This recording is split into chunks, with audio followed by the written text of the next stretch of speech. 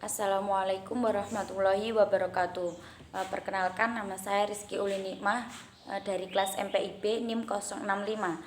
Baiklah, di sini saya akan mempresentasikan hasil review jurnal saya dalam mata kuliah ilmu pendidikan, yakni yang pertama peran keluarga, sekolah, dan masyarakat dalam pembentukan karakter berkualitas. Yang pertama yakni sinopsis.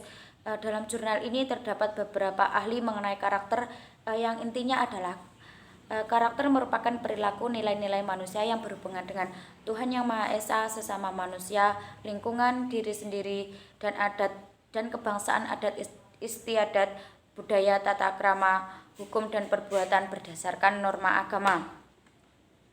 Apabila digabungkan dengan pendidikan,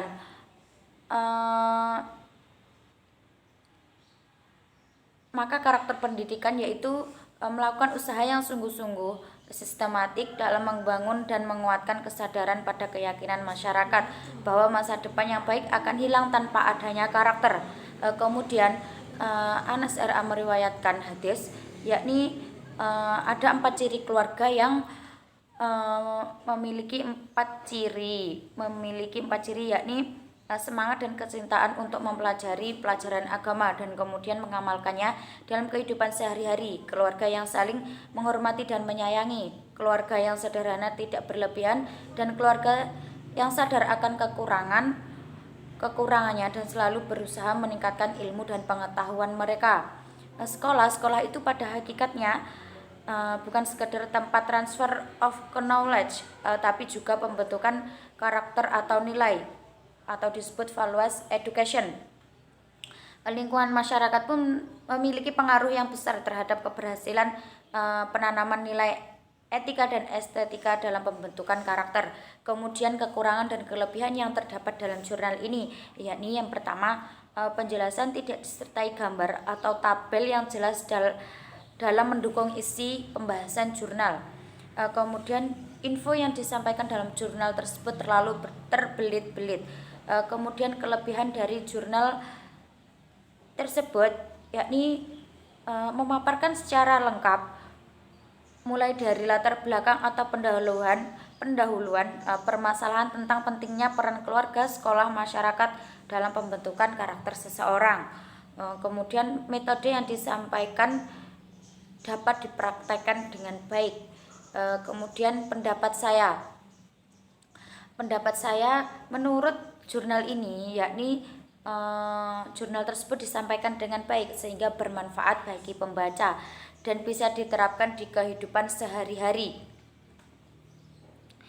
dengan simpel, yang mana isi tersebut bisa diterima dengan baik oleh suatu keluarga, sekolah, bahkan masyarakat yang pada umumnya penerimaan dalam masyarakat itu titik yang terberat atau ada kendala. Namun ada juga yang masyarakat yang bisa menerima dengan baik, karena pada hakikatnya kekuasaan tertinggi itu dipegang oleh masyarakat, bukan atasan, atau istilahnya dalam pemerintahan itu bukan presiden, tetapi presiden itu hanyalah bertanggung jawab atas rakyatnya tersebut. Kemudian sesuai atau tidaknya dengan materi, menurut saya jurnal ini sesuai dengan materi yang pernah kita pelajari pada mata kuliah ilmu pendidikan, yang mana isi jurnal tersebut saling berhubungan dengan keluarga, sekolah, dan masyarakat. Dalam keluarga, orang tua itu harus menjadi teladan yang baik, karena bisa mempengaruhi sikap dari seorang anak atau peserta didik. Kemudian di dalam sekolah, membiasakan membentuk pola pikir yang dibimbing oleh guru dengan membiasakan senyum, sapa, sopan, dan santun, dan membiasakan peserta didik berbahasa dengan baik. Tidak itu juga peserta didik itu dibimbing untuk sholat duha dan sholat duhur secara berjamaah. Kemudian karakter yang dalam masyarakat. Pembentukan karakter itu dibentuk oleh sosial budaya, di mana norma yang terdapat dalam masyarakat secara tidak langsung harus diikuti oleh warganya sehingga semua harus patuh dengan norma-norma yang berlaku di masyarakat tersebut. Kemudian hasil review jurnal yang kedua saya, hasilnya yaitu yang berjudul Perubahan Kurikulum di Indonesia atau studi kritis tentang upaya menemukan kurikulum pendidikan Islam yang ideal. Yang pertama yakni seperti yang kita ketahui, dalam Indonesia mengalami perubahan kurikulum, diantaranya pada tahun 1947, 1964, 1968, 1973, 1975, 1984, 1994, 1997, 2004, 2006, dan kini kurikulum 2013.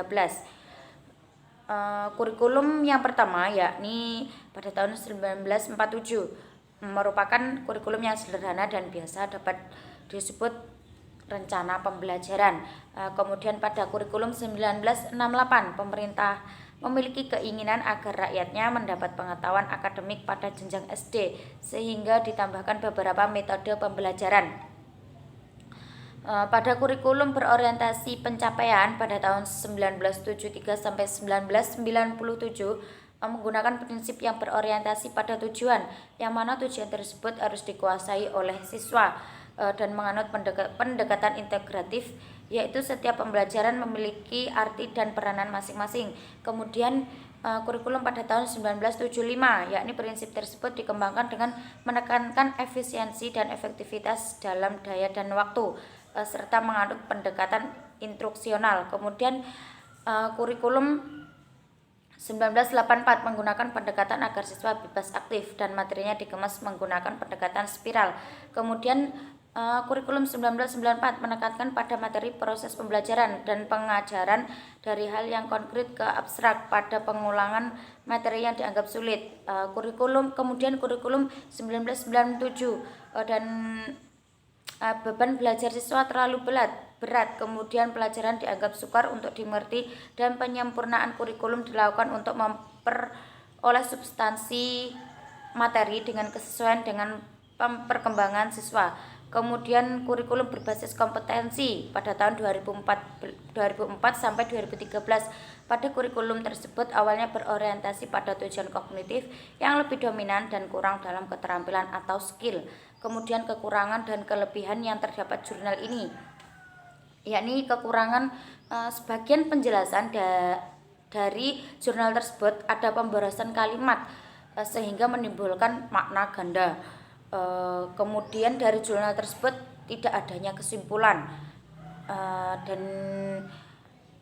selanjutnya kelebihan dari jurnal tersebut, yakni dalam jurnal tersebut terdapat grafik yang menunjukkan perkembangan kurikulum di Indonesia secara umum. Kemudian bahasa yang digunakan singkat, padat, dan jelas. Dan kemudian terdapat subbab tertentu sehingga memudahkan kita dalam pemahaman yang detail. Menurut pendapat saya, jurnal tersebut dikemas dengan baik dan dengan penjelasan yang lengkap sehingga dapat memudahkan kita untuk mempelajari perubahan kurikulum di Indonesia secara singkat.